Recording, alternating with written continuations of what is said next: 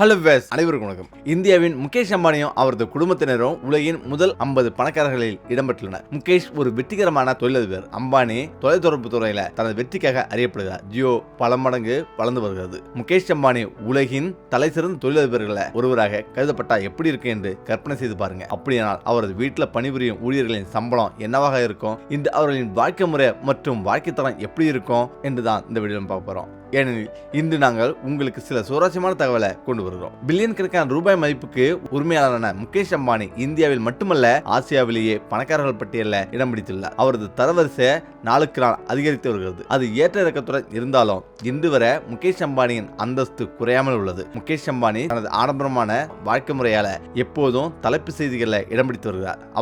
அவரது குடும்பத்தினரின் உடை மற்றும் வாழ்க்கை முறை மக்களிடையே விவாத பொருளாக உள்ளது. அவரது வீட்டின் படங்களும் சமூக ஊடகங்களில் பரவலாக காணப்படுகிறது. முகேஷ் அம்பானி உலகின் மிகவும் ஆடம்பரமான வீடுகளில் ஒன்றான ஆண்டலியாவில் வசிக்கிறார். 600க்கும் மேற்பட்ட பணியாளர்களை கொண்ட 27 மாடி கட்டிடம் இது. ஆனால் இந்த கேள்வி எப்போதும் மக்களின் மனதில் எழுகிறது. முகேஷ் அம்பானி தனது ஊழியர்களுக்கு எவ்வளவு சம்பளம் கொடுக்கிறார் உங்களுக்கு சொல்கிறேன். ஆனால் அதற்கு முன் அம்பானி குடும்பத்தின் ஆண்டலியா வீட்டை பற்றி பேசுவோம். அந்த வீட்டை பற்றி நீங்கள் தெரிந்து கொண்டால் மட்டுமே அதில் பணிபுரியும் தொழிலாளர்களுக்கு எவ்வளவு வேலை இருக்கிறது என்பதை புரிந்து கொள்வீர்கள். ஆண்டலியா வீடு என்பது மும்பையின் ஒரு ஆடம்பரமான பகுதியில் அமைந்துள்ள ஒரு பிரம்மாண்டமான 27 மாடி கட்டிடம் ஆகும். இந்த வீடு முழுவதும் மிக வலிமையான நிலநடுக்கத்தையும் எளிதில் தாங்கும் திறன் கொண்டது. இந்த வீட்டின் வடிவமைப்பும் கட்டுமானமும் ஒரு கடுமையான நிலநடுக்கம் ஏற்பட்டாலும் சேதமடையாமல் இருக்கும் வகையில அமைந்துள்ளது. ரிக்டர் அளவுகோல்ல 7 ரிக்டர் அளவுக்கு நிலநடுக்கம் ஏற்பட்டாலும் இந்த வீடு கம்பீரமாக நிற்கும். ஆண்டலியாவின் பாதுகாப்புக்காக ஒவ்வொரு மாதமும் ரூபாய் 15 லட்சம் செலவாகிறது. இந்த வீட்டில் Z+ பாதுகாப்பு உள்ளது. மேலும் இந்த பாதுகாப்பு உறுதி செய்வதற்காக CRPS வீரர்களும் பணியில் ஈடுபடுத்தப்பட்டுள்ளனர். ஆனால் ஒரு கேள்வி எழுகிறது.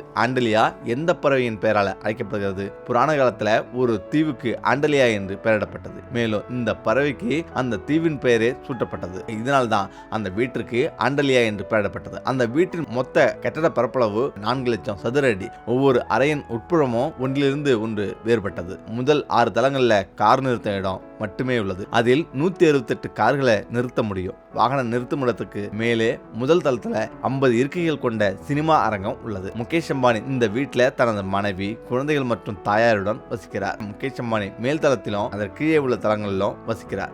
அந்த வீட்டில் 9 மின் தூக்கிகள் உள்ளது.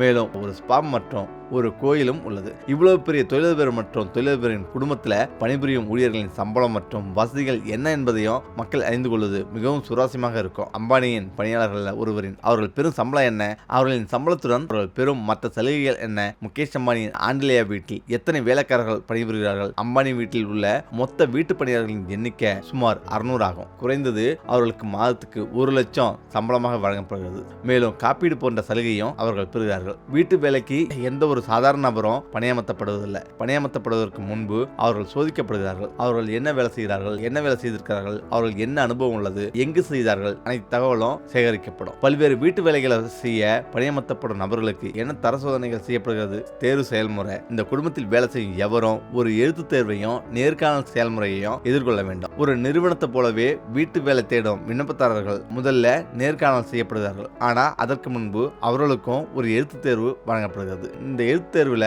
தேர்ச்சி பெறும் விண்ணப்பதாரர்கள் மட்டுமே அடுத்த சுற்று நேர்காணல்களுக்கு தேர்ந்தெடுக்கப்படுகிறார்கள். இதற்கு பிறகு அவர்கள் அனைவருக்கும் முறையான மருத்துவ பரிசோதனை நடத்தப்படுகிறது. இந்த பரிசோதனையில் விண்ணப்பதாரர் எந்த ஒரு கடுமையான நோயாலும் பாதிக்கப்படவில்லை என்பதையும், அவர் ஒரு சாதாரண மனிதர் போல ஆரோக்கியமாகவும் நல்ல மனநிலையோடும் இருக்கிறார் என்பதையும் உறுதி செய்கிறது. இந்த மருத்துவ பரிசோதனையில் ஒருவர் தகுதியற்றவர் என்று கண்டறியப்பட்டார், அதாவது அவர் முழுமையாக ஆரோக்கியமாக இல்லாவிட்டால் அவர் குடும்பத்துக்கு சேவை செய்ய தகுதியற்றவராக கருதப்படுகிறார். அத்தகைய விண்ணப்பதாரர் பணியமர்த்தப்படுவதில்லை. இப்போது வேலையாட்களின் சம்பளத்தை பொறுத்தவரை முகேஷ் அம்பானி தனது வீட்டில் பணிபுரியும் வேலையாட்களுக்கு 1 லட்சம் முதல் சம்பளம் வழங்குகிறார். இது அந்த வேலையாள் வேலையில எவ்வளவு திறமையான என்பதையும் அவர் எவ்வளவு காலம் குடும்பத்துக்கு சேவை செய்துள்ளார் என்பதையும் பொறுத்தது. அவர் குடும்பத்துக்கு அர்ப்பணிப்புடன் சேவை செய்கிறார். அவருடைய சேவையின் பலன்களுக்கு சமமாக வெகுமதியும் அளிக்கப்படுகிறது. சமையலறையில் உணவு தயாரிப்பதற்கான சமையல்காரர் அல்லது தேர்வு செயல்முறை எப்படி இருக்கிறது? சமையல் என்று வரும்போது இதை எப்படி சாதாரணமாக எடுத்துக்கொள்ள முடியும்? குடும்பத்துக்கு உணவு தயாரிக்க சிறந்த சமையல்காரர்கள் பணியமர்த்தப்படுகிறார்கள். முகேஷ் அம்பானியின் வீட்டு